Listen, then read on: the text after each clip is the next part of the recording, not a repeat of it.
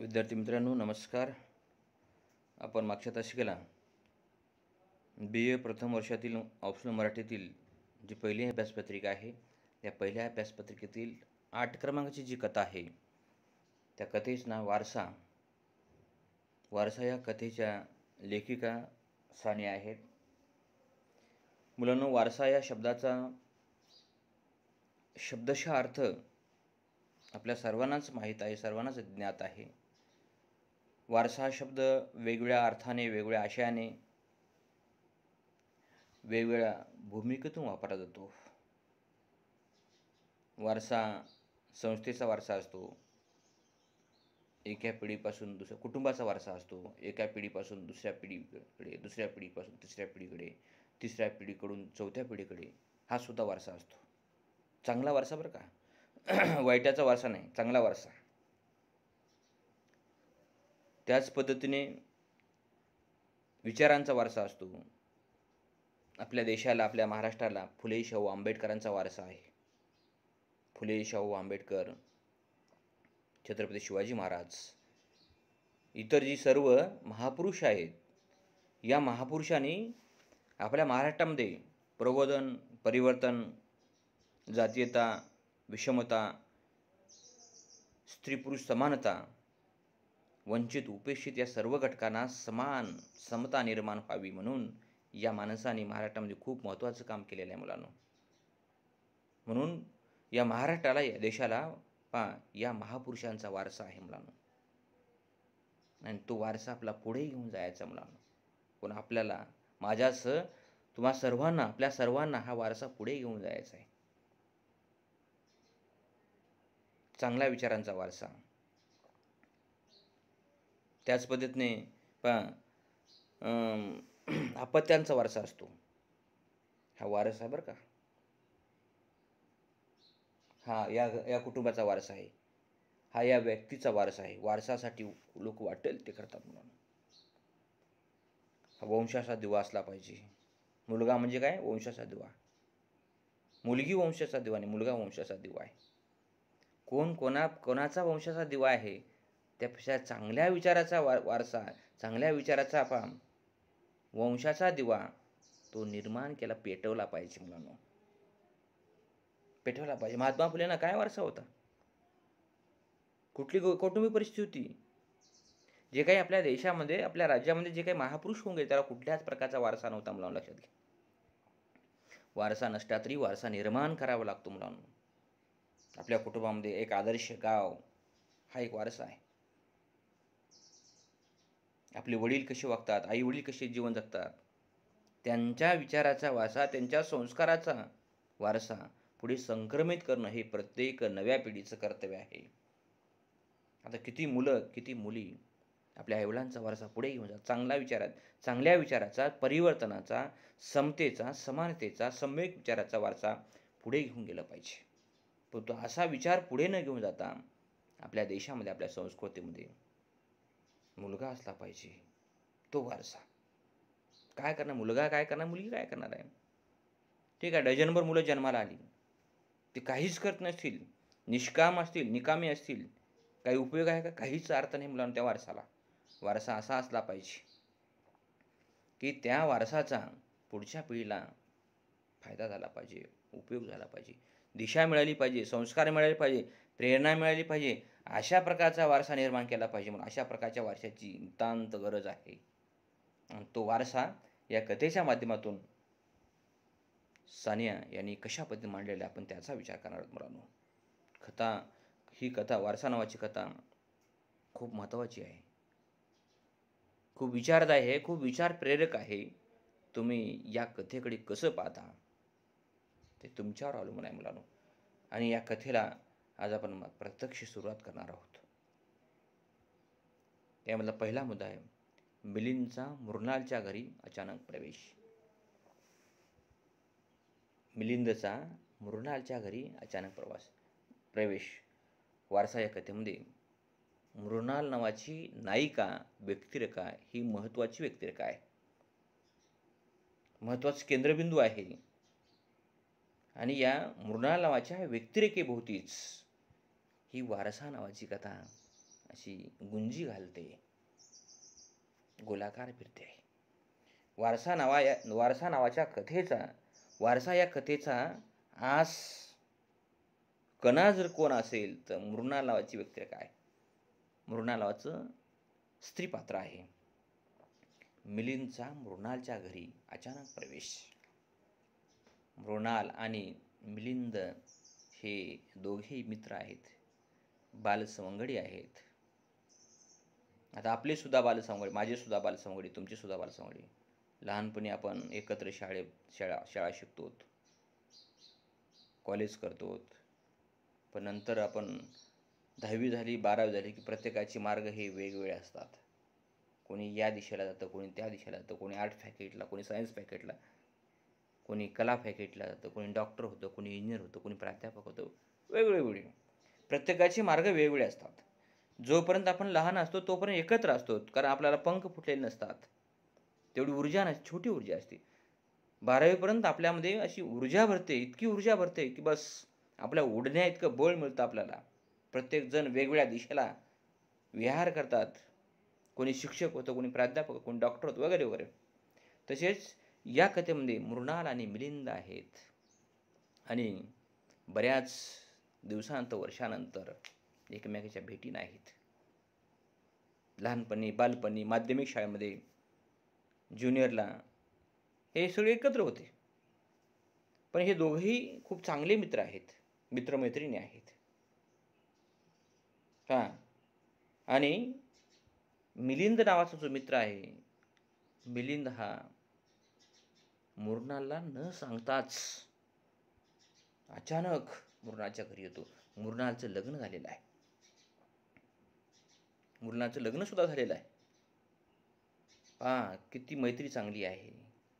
या दोघांच्या मैत्रीचा वारसा कसा आहे पहा. लग्न झाल्यानंतर आपण ते एखाद्या मैत्रिणीला भेटायला जात नाही, किंवा मैत्रीण मित्राला भेटायला सुद्धा जात नाही मुलांना. कारण आपली मैत्री तशी असली पाहिजे, निखळ मैत्री असली पाहिजे, निखळ आपले संबंध असले पाहिजे, पारदर्शक, ट्रान्सफर. आपण तसं वागत नाही म्हणून लग्नानंतर एकमेकाला भेटत नाही. मग आपल्या विचारांचा वारसा तसा राहत नाही. मिलिंदचा मृणालच्या घरी अचानक प्रवेश. म्हणजे मिलिंद हा मृणालला कोणत्याही प्रकारचा निरोप न देता, फोन न करता, संपर्क न साधता, काहीच न करता अचानक प्रवेश करतो आणि जाऊन डायरेक्ट अचानक बेल वाजवतो. ही घरामधली कामं करत असते मृणाल. अचानक बेल वाजल्यानंतर ती तशी धावत येते. दार काढल्यानंतर काय, मिलिंद, अरे मिलिंद तू, वाव, कसं काय अचानक. मृणालला काहीच समजत नाही. हा मिलिंद आहे का आणखी दुसरा कोणी आहे. ती कधी विचारही केला नव्हता की आपला जुना मित्र, एकेकाळचा मित्र, ज्याच्याशी आपण तासनतास गप्पा मारत होतो, ज्यांच्याशी गप्पा मारण्यातून विचाराच्या देवाणघेवाण होतो, आपला वारसा समृद्ध झालेला, आपण प्रगल्भ आणि परिपक्व झालेला आहोत. हे असा वारसा असला पाहिजे मुलांनो. कारण तुम्ही वाचन करत नाही, लेखन करत नाही, चिंतन करत नाही, ऑनलाईन क्लास अटेंड करत नाही, चांगले चांगले व्हिडिओ ऐकत नाही, मग तुम्ही प्रगल्भ कसे व्हाल. प्रगल्भ होणार नाही मुलांनो. वाचन करून, ऐकून, श्रवण करून या सगळ्या गोष्टीनं तुमचं मन समृद्ध होतं मुलांनो, अन्यथा समृद्ध होणार नाही. अशा प्रकारचा वारसा असला पाहिजे. आपण मोठ्या डॉक्टर बाबासाहेब आंबेडकरांचं नाव का घेतो मुलांनो. त्यांनी वाचनाचा, लेखनाचा, बुद्धिमत्तेचा एक उच्चांकाचा वारसा निर्माण केलेला आहे मुलांनो. तो वारसा कोणीच संपवू शकत नाही. असं काहीतरी आढळता निर्माण केलं पाहिजे. तसं आता मिलिंद मृणालच्या घरी अचानक आलेला आहे. तर मृणालला काय बोलावं, काय बोलू नये, काही सुधरत नाही. धक्काच बसलेला आहे. कधी स्वप्नामध्ये सुद्धा, झोपतेवेळी सुद्धा कधी मृणालने विचार केलेला नाही की मिलिंद उद्या माझ्या घरी येणार आहे, मी त्याला पाहणार आहे, तो मला पाहणार आहे, आणि दोघंही मस्तपैकी असे गप्पा मारणार आहोत, असं कधीच वाटलेलं नाही. एखादा माणूस आपल्या आवडीचं, आपल्या विचाराशी समरूप असणारं, तद्रूप असणारं एखादा व्यक्ती जर अचानक आला तर आपल्या मनामध्ये असे आनंदाचे धुमारे निर्माण होतात मुलांनो. तसं या मृणाच्या बाबतीत झालेलं आहे. पुढे 2 क्रमांकाचा मुद्दा आहे. मिलिंदला मृणाल व सौरभच्या भेटीसाठी उत्सुकता. मृणालच्या नवऱ्याचं नाव, पतीचं नाव सौरभ आहे आणि मिलिंद हा कुठून तरी मृणालच्या गावाचा, मृणालच्या ठिकाणाचा, मृणालच्या शहराचा त्यांनी शोध घेतलेला आहे, पत्ता घेतलेला आहे. ठाव ठिकाणा त्यांनी धुंडून काढलेला आहे आणि तो अचानक आलेला आहे. आणि मृणाचं लग्न झालेलं त्याला माहीत आहे. आणि त्याच्या मनामध्ये एक उत्सुकता, क्युरिओसिटी निर्माण झाली. आपण आता मृणाल आणि मृणालचा जो पती आहे सौरभ, त्या दोघांना आपण भेटीसाठी जाऊयात. आणि तो आता आलेला आहे. आणि नेमका दोघेही घरी असतील अशा हिशोबाने, अशा विचाराने तो आलेला आहे. आणि आपल्याला मृणालच्या नवऱ्याची ओळख आपल्याला करून घ्यायचा, परिचय आपला करून घ्यायचा आहे. आणि दोघांसोबत आपला मुक्तपणे संवाद साधायचा आहे. आणि संवादातून माणसाची भूमिका, विचारांचा वारसा, जगण्याची भूमिका लक्षात येते मुलांनो. तुम्ही जर बोलत नसाल, तुम्ही संवाद आणि सुसंवाद साधत नसाल तर माणसाची भूमिका कळणार नाही, वारसाही कळणार नाही. या मुलाला कसा वारसा आहे, या मुलीला कसा वारसा आहे, बॅकग्राऊंड कसा आहे, वागण्यातून, बोलण्यातून, चालण्यातून त्या एखाद्या मुलीची, एखाद्या मुलाची सोच कशी आहे, विचार कसे आहेत, संवादातून कळतं मुलांना. आणि हे जाणून घेण्यासाठी आणि आपण एकमेकाच्या सहवासात आल्याशिवाय माझा वारसा तुम्हाला कळणार नाही, तुमचा वारसा मला कळणार नाही. माझं जगणं तुम्हाला, तुमचं जगणं मला कळणार नाही. माझे विचार तुम्हाला कळणार नाहीत. कधी कळतील? मग एकत्र आल्यानंतरच कळतील मुलांना. आपण जर मूक, आता तर सगळी मूक संस्कृती तयार झालेली आहे. कोणीच कोणाला बोलायला तयार नाही. सध्या मोबाईलची संस्कृती प्रचंड प्रमाणामध्ये बोकाळलेली आहे, उफाळलेली आहे. कुठला वारसा? आता मोबाईलचा वारसा तयार झालेला आहे. मोबाईल हा याला वारसा म्हणता येणार नाही मुलांना. आपण वारसा तयार करण्याऐवजी आपण त्या मोबाईलचे गुलाम बनत चाललेलो आहोत, हे आपल्याला कळत सुद्धा नाही मुलांना. त्यातून चिडचिडेपणा, नैराश्य, काहीच नाही हातात. बस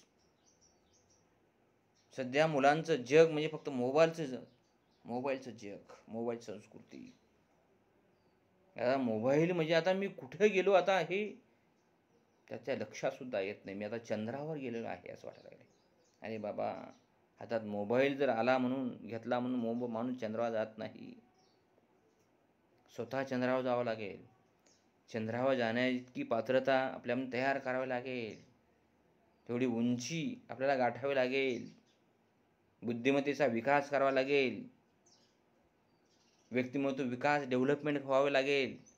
तेव्हाच आपला चंद्रावर जाता येणार नाही. जसं मिलिंद हा मृणाल आणि सौरभच्या भेटीत उत्सुक आहे, आपण उत्सुक असलं पाहिजे. मला हा पाठ वाचायचा आहे, मला हा धडा वाचायचा आहे, ही कथा वाचायची आहे, हा पेपर मला अभ्यास करायचा आहे, या सरांचा मला ऑनलाईन तास करायचा आहे, मला कॉलेजला जायचं आहे, माझी उद्या परीक्षा आहे. अशी उत्सुकता, क्युरिओसिटी निर्माण झाली पाहिजे. 10वीपर्यंत हा अभ्यासलेला आहे, 12वीपर्यंत हा अभ्यासलेला आहे, यातून हे मिळालं आहे, त्यातून ते मिळालं आहे, आता पुढे डिग्रीतून काय मिळणार आहे. हे अशा प्रकारची क्युरिओसिटी, उत्सुकता, औत्सुक्य जोपर्यंत निर्माण होणार नाही तोपर्यंत तुमच्यामध्ये, तुमच्या ज्ञानात भर पडणार नाही. तुम्ही विकसित डेव्हलप होणार नाही. जे आहे त्यावर जर जगण्याचा जर प्रयत्न करत असाल तर तुम्हाला ते शेवट पण पुरणार नाही. मुला लक्षात घ्या, शेवट पुरणार नाही.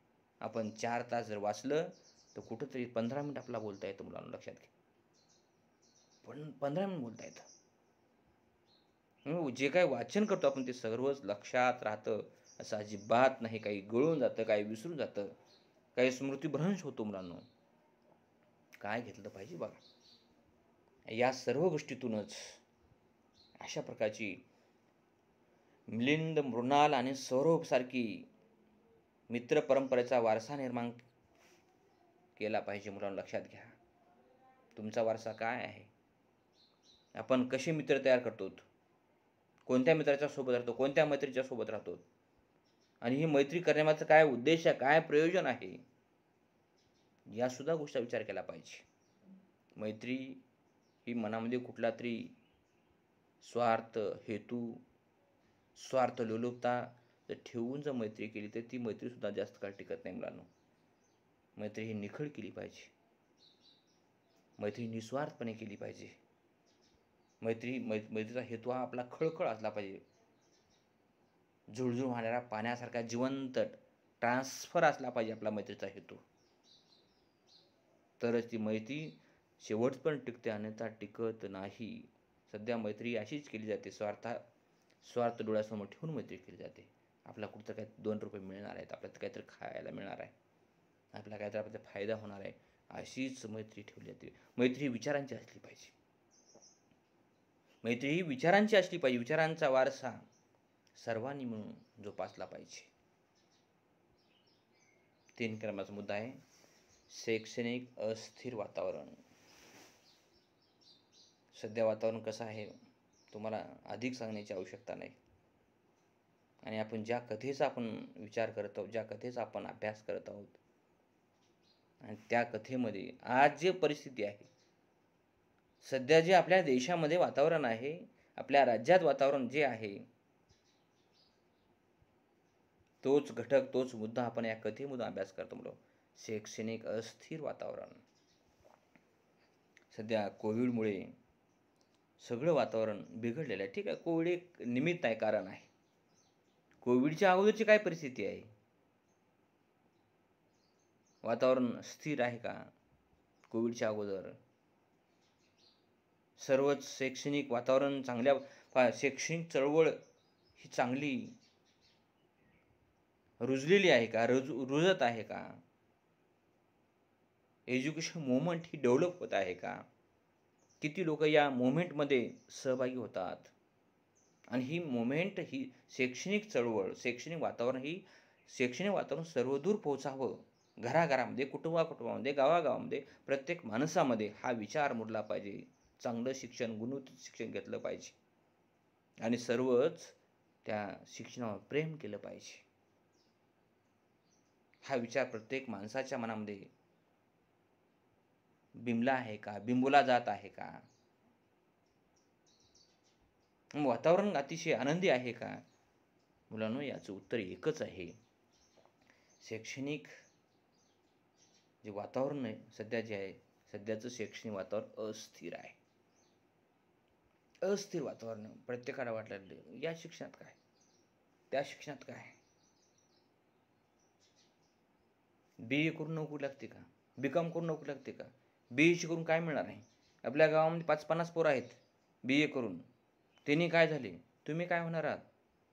असं म्हणून शैक्षणिक वातावरण स्थिर होणार नाही मुलांना, स्थिर होणार नाही. तुम्ही BA कसं केलात, BCom आणि BSc तुम्ही कशी केलेली आहे? अभ्यास करून केलेली आहे, समजून घेऊन केलेली आहे, तुम्हाला आकलन झालेलं आहे का? अंडरस्टँडिंग तुम्ही केलेली आहे का? याचा विचार केला पाहिजे ना. बरेच विद्यार्थी ॲडमिशन घेतात, ते डायरेक्ट परीक्षेला येतात. कसं वातावरण स्थिर होईल, कसं वातावरण वृद्धिंगत होईल? पोषक वातावरण तयार होणार नाही. शैक्षणिक वातावरण जर चांगलं, सुस्थित आणि सुसंस्कृत जर वातावरण निर्माण व्हायचं असेल तर मुलांनो, सर्वांच्या मदतीची गरज आहे. सर्वांनी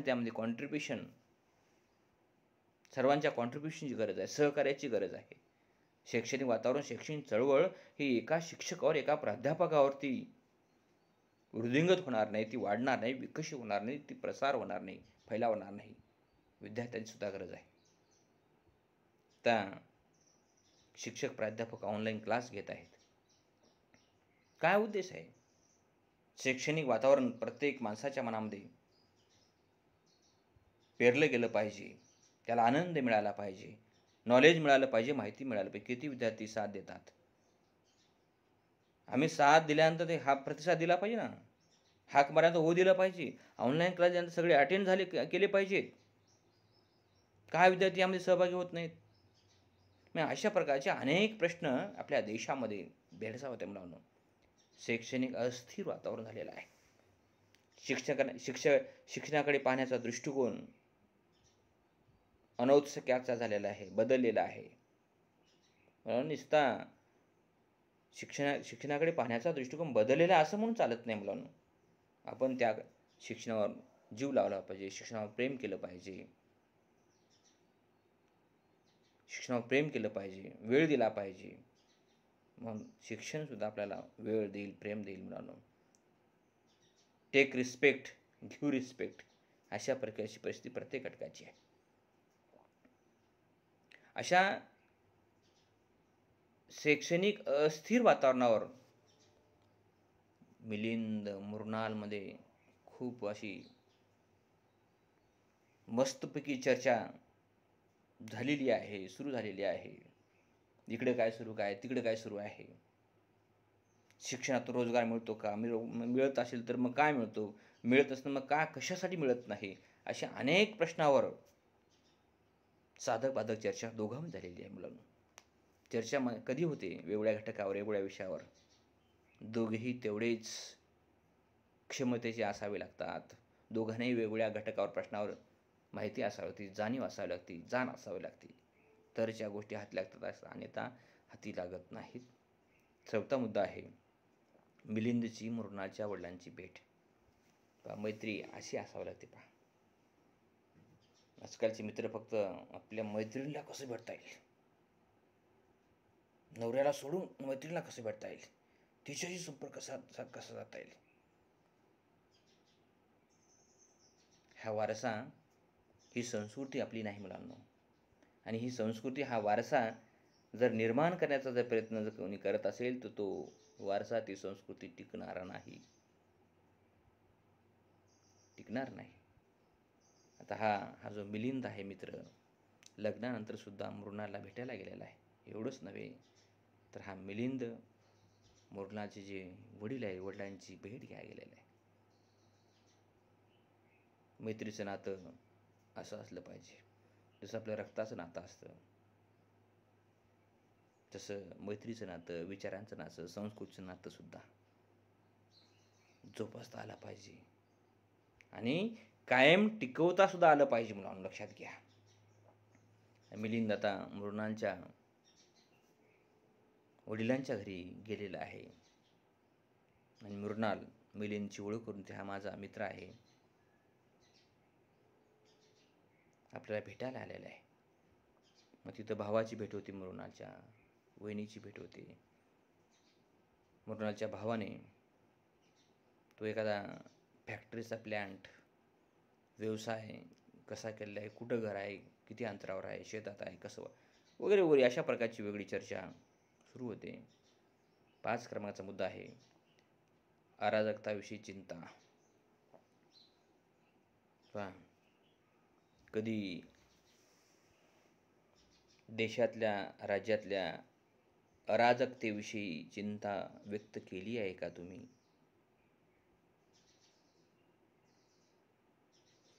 अनेक विषय आहेत. राजकारण आहे, समाजकारण आहे, हुंडा आहे, अत्याचार आहे, बलात्कार आहे, खून आहे, हाणामारी आहे, अपघात आहेत, अनेक प्रश्न आहेत मुला अराजकतेचे. शिक्षण आहे, डोनेशन आहे, शोषण आहे, लूट आहे, भ्रष्टाचार आहे, असे अनेक प्रश्न आहेत अराजकतेचे. ज्या प्रश्नामुळे, ज्या विषयामुळे देशामध्ये अशांतता, अस्थिरता निर्माण झालेली आहे. याविषयी कधी तरुणांनी, विद्यार्थ्यांनी कधी चिंता व्यक्त केली आहे? कधी प्रश्न उपस्थित केले? कधी काळजी व्यक्त केली? काही संबंध नाही. अराजकतेविषयी, देशाच्या प्रश्नाविषयी काही काडी मात्रही संबंध नाही, काही सोयीसुद्धा नाही. आपला मिळायला लागलेलं नाही तर आई वडील रात्रंदिवस शेतात काम करतात, कष्ट करतात, खायला मिळायला लागलेलं आहे, मोबाईल मिळायला लागला आहे, फिरायला गाडी मिळायला लागलेली आहे. देशातल्या प्रश्नाविषयी काय चिंता आहे? गावातल्या प्रश्नाविषयी काय चिंता आहे? काय देणं? काही संबंध नाही. या प्रश्नांचा आणि आमचा काही संबंध नाही, अशा प्रकारची आजच्या तरुणांची अवस्था आणि मानसिकता झालेली आहे मुलांना. देशात निर्माण झालेले अराजकतेचे प्रश्न कोणी सोडवायचे, कोणी मिटवायचे, ही जी दरी निर्माण झालेली आहे, ही दरी कोणी संपवायची? मुलांनो, ही जबाबदारी पहा, तुम्ही देशाचे भावी तरुण आहात, भावी नागरिक आहात तुम्ही. ही जबाबदारी तुमच्यावर आहे. तुमच्या खांद्यावर ही अराजकची पताका तुम्हाला पूर्णपणे सर्व देशामध्ये तुम्हाला मिरवायची आहे, फडकवायची आहे आणि अराजकता तुम्हाला संपवून टाकवायची आहे. असं म्हणून संपणार नाही मुलांनो. त्याचं चांगलं शिक्षण घ्यावं लागेल, चांगला अभ्यास करावा लागेल, रेग्युलर कॉलेज करावं लागेल, आईवडिलांचं ऐकावं लागेल, मोठ्यांच्या विचारांचा स्वीकार करावा लागेल. तेव्हाच या गोष्टी शक्य आहेत, आणि आता शक्य नाही मुलांना लक्षात घ्या. अशा प्रकारे अराजकताविषयी चिंता मृणाल आणि मिलिंदमध्ये खूप वेळ चर्चा होते. हे का तयार होत असेल? अशा प्रकारचं वातावरण काय, कशामुळे तयार झालेलं आहे? याला काय, कोणती कारणं आहेत? आणि अशी जी परिस्थिती असली कायम राहिली तर देश कुठे जाईल? देशाचं काय होईल? सामान्य माणसाचं काय होईल? मजुरांचं काय होईल? रोजगारांचं काय होईल? अशा प्रकारच्या अनेक प्रश्नावर चर्चा या पाठामध्ये झालेली आहे. अतिशय दोघांनाही चांगला विचार, चांगला वारसा पुढे घेऊन जाण्याचं काम आणि अशी चर्चा, असे वादविवाद तुमच्यामध्ये सुद्धा निर्माण होण्याची गरज आहे मुलांनो. भांडणाचा वादविवाद नाही, चांगल्या विचारांचा वादविवाद, खंडन झालं पाहिजे, साधं चर्चा झाली पाहिजे, तुमच्यामध्ये होणं गरजेचं आहे मुलांनो. बाकीच्या कथेचा विचार आपण पुढच्या तासाला पाहू. तोपर्यंत धन्यवाद.